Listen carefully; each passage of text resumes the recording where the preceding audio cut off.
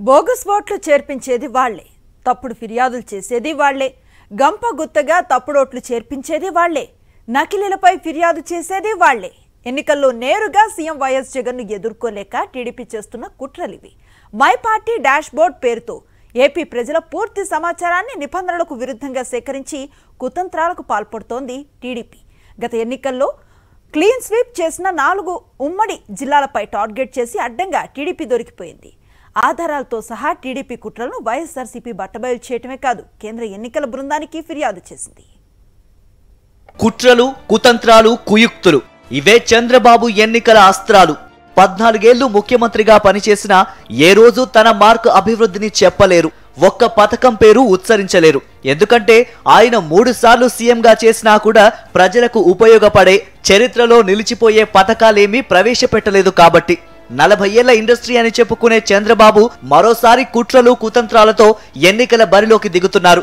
2019 కంటే ఘోరంగా ఓటమి తప్పదని భావించే చంద్రబాబు దొడ్డిదారిన కుతంత్రాలకు పాల్పడుతూ ఓటర్ల జాబితాలో అక్రమాలకి పాల్పడుతున్నారు. అందులో భాగంగా టీడీపీలోనే ప్రత్యేకంగా ఒక వింగ్ని ఏర్పాటు చేసి తప్పుడు ఓట్లు నమోదు చేయించడం, డూప్లికేట్ ఓట్లని చేర్పించడం, తెలంగాణలో ఎన్నికలు ముగిసినందున అక్కడి టీడీపీ సానుభూతిపరుల ఓట్లను ఏపీలో చేర్పించడమే లక్ష్యంగా పనిచేస్తున్నారు. ఇదంతా ఒక ఎత్తైతే మరోవైపు తప్పుడు పనులు చేస్తూ బోగస్ ఓట్లను చేర్పిస్తున్న టీడీపీనే తిరిగి ప్రభుత్వంపై బురద జల్లుతూ అధికార పార్టీ నేతలే బోగస్ ఓట్లు చేర్పిస్తున్నారంటూ తప్పుడు ఫిర్యాదులు చేస్తున్నారు. ప్రధానంగా గత ఎన్నికల సమయంలో వైఎస్ఆర్సీపీ క్లీన్ స్వీప్ చేసిన 4 ఉమ్మడి జిల్లాలపై గురిపెట్టి కుట్రలకి టీడీపీ తెరలేపింది. కర్నూలు, వైఎస్ఆర్ కడప, నెల్లూరు, విజయనగరం ఉమ్మడి జిల్లాలపైనే తప్పుడు ఫిర్యాదులు చేయడం ద్వారా లక్షలాది మంది వైఎస్ఆర్సీపీ సానుభూతిపరుల ఓట్లు తొలగించేందుకు టీడీపీ కుట్రలు పన్నింది.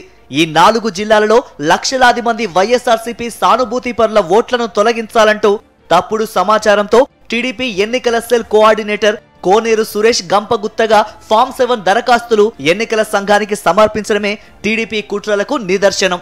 రాష్ట్రంలోని మిగిలిన 9 ఉమ్మడి జిల్లాలతో పోలిస్తే ఈ 4 జిల్లాలలోనే దాదాపు 3 అధికంగా నకిలీ దరఖాస్తులు ఎన్నికల సంఘానికి అందాయి. ఈ ఫిర్యాదులపై స్పందించిన జిల్లా కలెక్టర్లు క్షేత్రస్థాయిలో వీటిపై పరిశీలన జరిపితే దాదాపు 90% బోగసేనని తేలింది. దీంతో టీడీపీ కుట్రలన్నీ బహిర్గతమయ్యాయి. లక్షలాది ఫిర్యాదులపై అధికారులు స్పందించి విచారణ జరపాల్సి ఉంటుంది కాబట్టి మొత్తం సమయమంతా ఈ పరిశీలనకే సరిపోతుందని, తద్వారా అభివృద్ధి కార్యక్రమాలు జరగకుండా అడ్డుకోవాలని, రాష్ట్రంలో అభివృద్ధి సంక్షేమ పథకాలు ఆగిపోతే ప్రభుత్వానికి అప్రతిష్ట వస్తుందనే కుట్రలతోనే టీడీపీ తప్పుడు ఫిర్యాదు చేస్తోందని వైఎస్ఆర్సీపీ ఎమ్మెల్యే పేర్ని నాని అన్నారు. చంద్రబాబు నాయుడు రాష్ట్ర ప్రభుత్వాన్ని, రాష్ట్ర ప్రభుత్వ యంత్రాంగాన్ని అయోమయాన్ని, నిర్వీర్యానికి గురిచేసి ప్రజలకు ఏ పని కాకుండా తద్వారా వైఎస్ఆర్ కాంగ్రెస్ పార్టీ ప్రభుత్వం మీద చెడు అభిప్రాయాన్ని కలిగి చేసేదానికి తప్పుడు ప్రయత్నం చేస్తున్నాడని చెప్పని కూడా వారి దృష్టికి తీసుకెళ్తే వారందరూ కూడా ఆశ్చర్యపోవడం జరిగింది.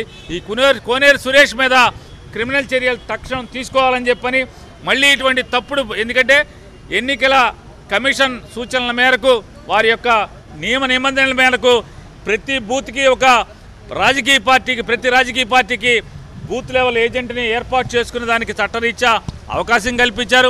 67,370 ఓట్లు తొలగించాలంటూ గంపగుత్తగా ఫామ్ 7 దరఖాస్తులని టీడీపీ ఎన్నికల సెల్ కోఆర్డినేటర్ కోనేరు సురేష్ ఎన్నికల సంఘానికి అందజేశారు.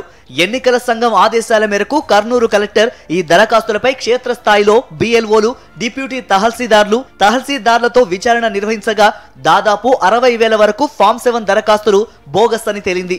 అంటే దాదాపు 90% తప్పుడు ఫామ్ 7 దరఖాస్తులని టీడీపీ సమర్పించినట్లు అర్థమవుతోంది. దాదాపు 12,000 మంది ఓటర్లు బతికే ఉన్నప్పటికీ కూడా వారిని చనిపోయినట్లు చిత్రీకరించి వారికి ఓటు హక్కు లేకుండా చేయాలనే కుట్రలు బట్టబయలయ్యాయి. బజారున పడి దొంగ అని చెప్పి ఇవాళ 2019కి ముందు ఏ ఓటర్ లిస్ట్ ఉందో ఇవాళకి అదే ఓటర్ లిస్ట్ ఉంది. కావాలంటే ఎవరు వస్తారో మీ మీడియా సమక్షంలో మేము నిరూపించడానికి సిద్ధంగా ఉన్నాం. ఆ వాళ్ళ తప్పుడు ఓటు కాంది, వాళ్ళ తప్పుడు ఓటు ఎట్లా అయింది? కేవలం ఎన్నికల యంత్రాంగం, అంటే జిల్లా యంత్రాంగాన్ని మొత్తాన్ని గ్రామీణ స్థాయి నుంచి మండల స్థాయి, రెవెన్యూ డివిజన్ స్థాయి, జిల్లా స్థాయి వరకు కూడా రాష్ట్ర ప్రభుత్వం ఉన్నటువంటి ఏ కార్యక్రమాలు ప్రజలకు చేయకూడదు, ఎన్ని స్తంభింప చేయాలనేటువంటి తప్పుడు ఉద్దేశంతో మాత్రమే తెలుగుదేశం పార్టీ వారు ఇటువంటి అభియోగాలు చేస్తున్నారు. దొంగ అన్నట్టుగా ఇవాళ బజారుకెక్కి మాట్లాడుతున్నారు. గత ఎన్నికల సమయంలో సేవామిత్ర పేరుతో కుట్రలకి తెరలేపి అడ్డంగా దొరికిపోయిన పచ్చ బ్యాచ్ ఈసారి మరో కొత్త ఎత్తుగడతో ముందుకు వచ్చింది. గడిచిన 4.5 ఏళ్లుగా సీఎం వైఎస్ జగన్ సంక్షేమ పథకాలతో దేశంలోనే ఆదర్శంగా నిలిచారు. ప్రజలకి నేరుగా డీబీడీ ద్వారా పథకాలు అందించి అవినీతికి చెక్ పెట్టడం ద్వారా ప్రజాభిమానాన్ని పెంచుకున్నారు. ఈ కారణం చేతే వై నాట్ 175 అంటున్న వైఎస్ఆర్సీపీని నేరుగా ప్రజాక్షేత్రంలో ఎదుర్కోలేక ఓటమి భయంతో ఇలా దొడ్డిదారిన కుట్రలు కుతంత్రాలతో దొంగ దెబ్బ తీయాలనే చంద్రబాబు వేసిన పాచిక పారలేదు సరికదా. దొంగే దొంగ అన్నట్లుగా ఉంది చంద్రబాబు తీరు.